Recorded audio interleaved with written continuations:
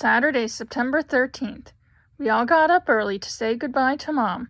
I hate it when she's gone for so long, but she promised she'd video chat with us every night. Mom hugged me tight, and I didn't want to let go. Even Crescent leaned against Mom's legs. He's going to miss her, too. When we went back into the house, we found out Aunt Olivia wasn't kidding about Fettuccine being an escape artist. He was not upstairs in her bedroom. He was in the living room, on top of the bookcase. Everything went bonkers all at once. Crescent started barking. Fettuccine started hissing. Holly started yelling at Crescent to stop barking. I kept telling Crescent no, and sit. It was too loud for Crescent to hear me, so Dad put him outside again.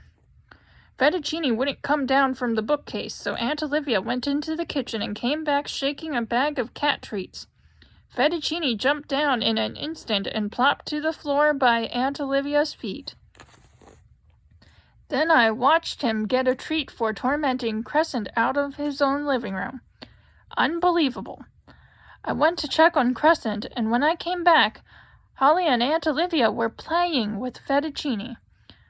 Aunt Olivia asked if Crescent was okay, but Holly didn't seem interested in our dog. She was dangling a rainbow-colored puff from a string and laughing when Fettuccine batted at it. Aunt Olivia told Holly that she was a natural cat person. I glared at Holly.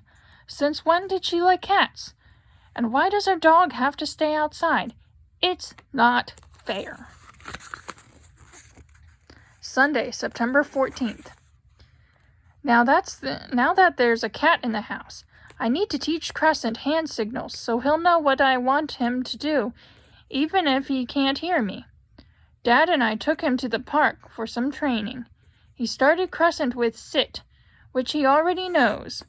I put a treat in my hand and held out my hand flat, and then raised it, saying sit at the same time.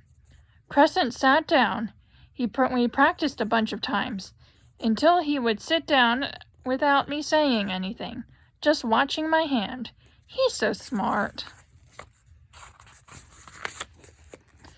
Our neighbor, Mrs. Lee, was at the playground with her 2 kids and their Papillon, Pixel, who is Crescent's best dog friend. Since Mrs. Lee was pushing her little boys on the swings, I offered to play with her dog, too. We've taken care of Pixel when the Lees were out on vacation, so she said yes right away. I heard Mrs. Lee tell Dad she was impressed by how good I was with dogs. She wished she had time to give Pixel that much exercise every day.